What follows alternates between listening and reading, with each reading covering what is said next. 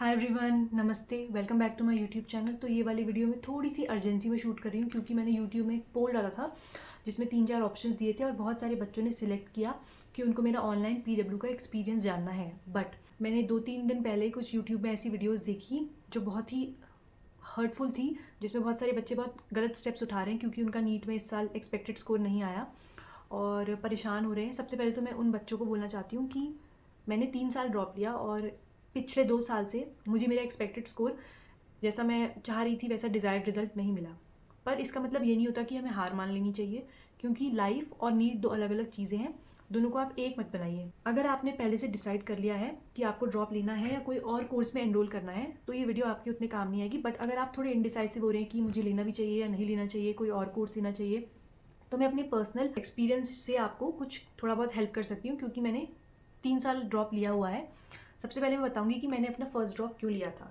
क्योंकि क्लास 12 में मैंने सिर्फ और सिर्फ वही सब्जेक्टिव पेपर के लिए ही पढ़ाई करी थी, कोई एमसीक्यू प्रैक्टिस, कोई एनसीईआरटी पे इतना ध्यान नहीं दिया था। So I went to Kota for my first drop. तो वहाँ पे मैंने ऑफलाइन कोचिंग करी थी। तो पहला, अगर आपने 12th तक कोई प्रिपेयर नहीं किया है नीट के लिए तो आप ड्रॉप लेने का सोच सकते हैं। उसके बाद सेकंड ड्रॉप मैंने क्यों लिया था, क्योंकि फर्स्ट ड्रॉप में मैंने कुछ मिस्टेक्स करी थी जो कि मुझे लगा कि मैंने अपना 100% नहीं दिया है, इसीलिए मैंने अपना सेकंड ड्रॉप लिया। तो अगर आपको लगता है, अगर आपका ऑलरेडी फर्स्ट ड्रॉप था और आपको लगता है कि मुझे सेकंड ड्रॉप लेना चाहिए या नहीं लेना चाहिए, पहले आप खुद से पूछिए कि पिछले साल आपने अपना 100% दिया था या नहीं दिया था, आप खुद से सेटिस्फाइड है या नहीं है। अगर आप ऐसा बोल रहे हैं कि नहीं, मैंने सारा जितना हार्डवर्क करना था, जितना सब कुछ सेक्रीफाइस करना था ऑलरेडी कर चुका है और मैं अब नहीं कर सकता, तो मैं सजेस्ट करूँगी कि आप मत लीजिए। आप कोई ऐसे कोर्स में एनरोल कर लीजिए जिसमें आपको इंटरेस्ट है। क्या पता आप बहुत क्रिएटिव हो और आपको कोई क्रिएटिव फील्ड में जाना हो, तो आई विल सजेस्ट यू कि आप उस फील्ड में चले जाइए। तो अब मैं बताती हूँ कि मैंने थर्ड ड्रॉप क्यों लिया।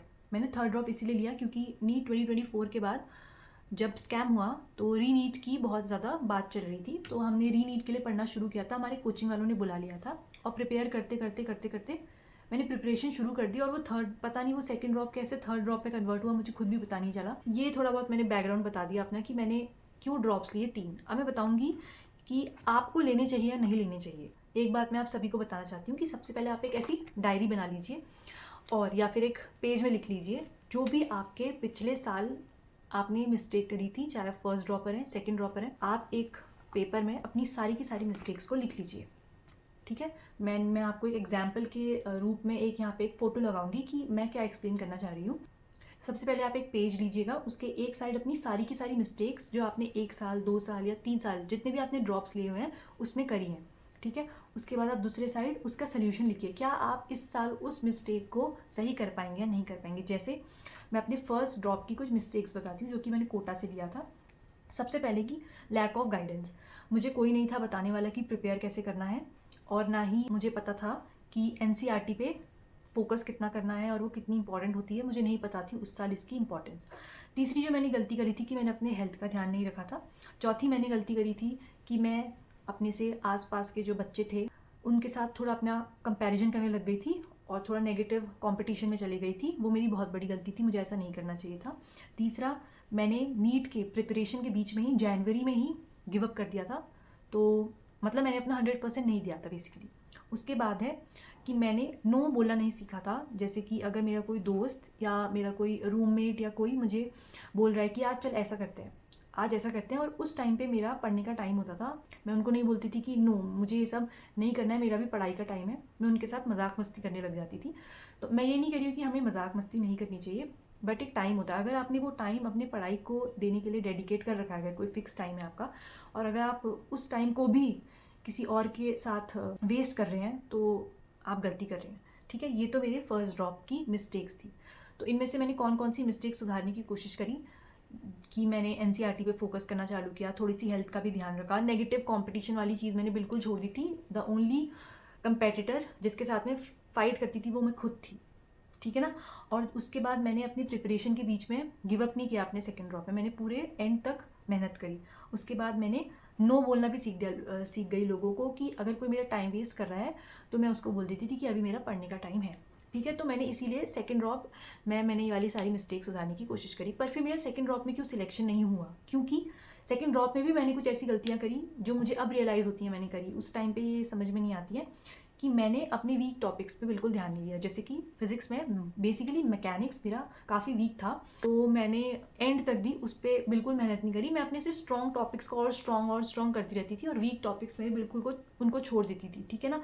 सेकेंड, मैंने रिविज़न बिल्कुल भी अच्छे से नहीं किया था।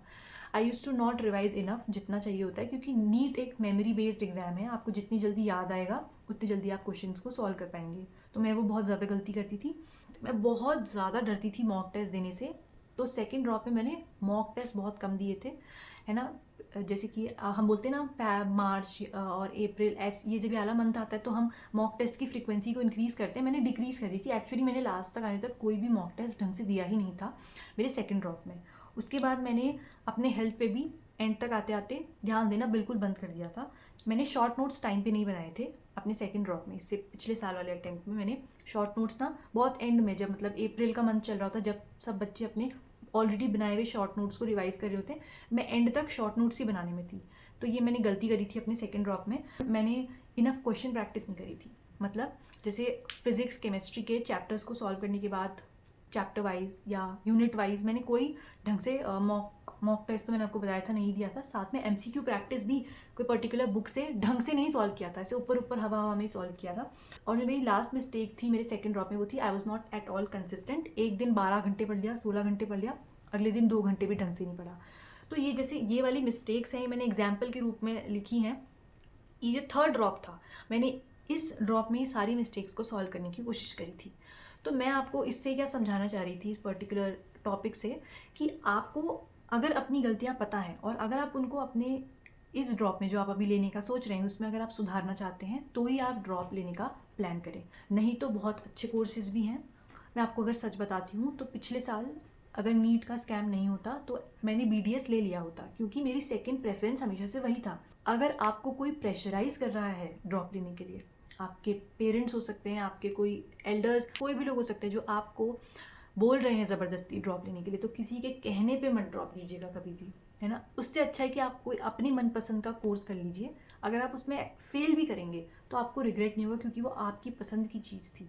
पर अगर किसी के फोर्स करने से आप ड्रॉप लेने का डिसीजन बना रहे हैं तो ऐसा बिल्कुल मत करिएगा। ये सबसे बेकार डिसीजन हो सकता है। मैं अपनी 3 ड्रॉप के एक्सपीरियंस से आपको ये बताना चाहती हूँ कि एक ड्रॉप ईयर इतना मुश्किल होता है। मैंने एक चीज़ फेस करी थी अपने फर्स्ट और सेकंड ड्रॉप के टाइम पे, वो थी कि मैं बहुत ज़्यादा फोमो होता था मुझे कि यार मेरे सारे दोस्त तो कॉलेज चले गए हैं, है ना, अब मैं क्या करूँगी। अगर वो लोग अब मुझसे बात भी करेंगे कि नहीं करेंगे, क्योंकि वो लोग तो अब कॉलेज में नए दोस्त बन गए होंगे उनके, और मैं तो इतने पीछे रह गई सबसे, है ना। मैं कभी उनके बराबर में नहीं आ पाऊँगी। बट ये चीज़ फिर एक्चुअली जब मैंने थर्ड ड्रॉप लिया उसमें मैंने अपने आप को समझाया कि सबकी जर्नी अलग अलग है। वो अलग स्ट्रीम्स के बच्चे हैं, उनका करियर अलग है, उनकी प्रेफरेंस अलग है। तो मैं उनसे अपना कंपैरिजन क्यों कर रही हूँ। तो मुझे दूसरे से कंपैरिजन नहीं करना है पहले तो। और मैं किसी बच्चे को नीट छोड़ने के लिए भी नहीं कह सकती, क्योंकि मुझे खुद पता है जो बच्चे ने बचपन से सपना देखा होता है डॉक्टर बनने का। एक्चुअली मेरा तो बचपन से सपना नहीं था, मैंने 12th के बाद ही डिसाइड किया था। बट कुछ बच्चे होते हैं जो बिल्कुल बचपन से डिसाइड करके रखते हैं कि नहीं हमें डॉक्टर ही बनना है, डॉक्टर ही बनना। उनके लिए ये नीट छोड़ना इतना मुश्किल हो जाता है। एज अ ड्रॉपर मैं खुद भी ये फील कर रही हूँ कि मैं भी 2-3 साल तक इस लूप से बाहर नहीं आ पाई, नहीं तो मैं फर्स्ट ड्रॉप के बाद छोड़ देती। पर मुझे हर साल ऐसा लगता था कि नहीं अभी मुझे और बेटर करना है, अभी और बेटर करना है, अभी और बेटर करना है। पर ये लूप है, सही मैं आपको बता रही हूँ, it's a rat race. If you don't want to give this exam again तो मत दीजिए। अपनी मेंटल हेल्थ, अपना ध्यान पहले रखिए, फिर इस एग्ज़ाम के बारे में सोचिए। अगर आपको लगता है आप 1 साल कंसिस्टेंट रह पाएंगे, हार्ड वर्क कर पाएंगे, ऑनेस्ट रह पाएंगे खुद से, किसी और के साथ नहीं, हमें किसी और को प्रूव ही नहीं करना। किसी और को हमें क्या बताना है कि हमने कितना पढ़ लिया, हम कितने कंसिस्टेंट रहेंगे। नहीं, आपको रात को सोने से पहले ये रियलाइज़ होना चाहिए कि नहीं आज जो मैंने डिसाइड किया था वो मैं आज पढ़ के सोया हूँ या नहीं सोया हूँ। You have to be honest with yourself only. अगर आपने ये सारी चीज़ें करने के लिए आप तैयार हैं, और दूसरा है कि फोमो छोड़ दीजिए, कौन क्या कर रहा है उससे मतलब मत रखिए प्लीज़, रिक्वेस्ट, क्योंकि मैंने अपना टाइम इस चीज़ में बहुत वेस्ट किया है। तो मैं दूसरे को कभी सजेस्ट नहीं करूँगी कि वो ये सब करे।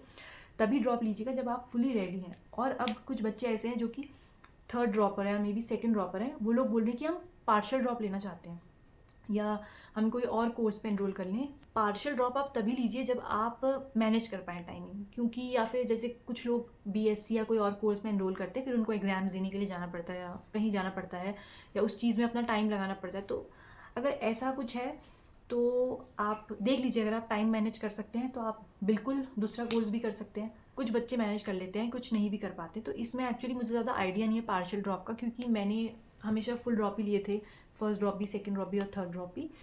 पर अगर आपको लगता है कि आपको एज अ बैकअप ऑप्शन कोई और कोर्स कर लेना चाहिए साइड बाय साइड, तो आप कर लीजिए। मैं इस चीज़ को कभी ना नहीं बोलूँगी। और एक बात और है, ये बात सच है कि फुल ड्रॉप जो ईयर होता है ना, वो बहुत स्ट्रेसफुल होता है। हमें लगता है कि हम पूरे टाइम पढ़ाई कर लेंगे, बट ऐसा नहीं हो पाता है।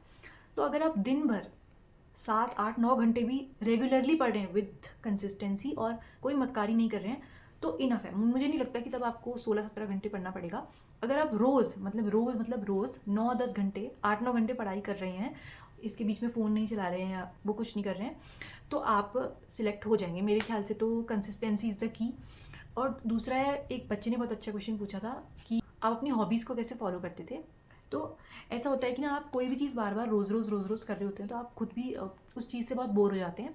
तो अपना माइंड थोड़ा डाइवर्ट करने के लिए, ताकि आप प्रिपरेशन के बीच में ऐसा फील ना करें, यार मेरी तो लाइफ बिल्कुल स्टक हो गई है। तो मैं तो कहूँगी, आप कोई अपनी छोटी मोटी हॉबी जो आपकी है, जैसे आपको painting, singing, art and craft, कोई भी चीज़ पसंद है, मे बी एडिटिंग पसंद है कुछ, तो आप संडे या कोई ऐसा डे निकाल लीजिए जिसमें आप 2 3 घंटा अपनी हॉबी को इन्जॉय करिए, है ना। ये मेरा पर्सनल सजेशन है।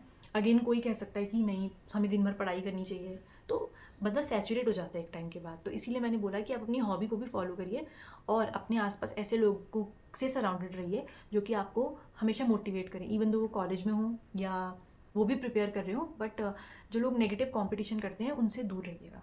बाकी आप जो भी डिसीजन लेंगे अपने लिए बेस्ट ही लेंगे, है ना। किसी के प्रेशर में आकर ड्रॉप मत लीजिए, सिर्फ अपने मन की सुनिए। अगर आप लास्ट ईयर, प्रीवियस ईयर की जो भी मिस्टेक्स आपने कर रखी है, उनको अगर आप सही करने के लिए तैयार हैं, आपको लगता है आपने अपना 100% नहीं दिया है, तो ही ड्रॉप लेने का सोचिए। नहीं तो मैं कभी सजेस्ट नहीं करूँगी ड्रॉप लेने का। I wish you all the best. जो भी आप कोर्स करेंगे, मुझे पता है आप सभी लोग उसमें बहुत अच्छा ही करेंगे।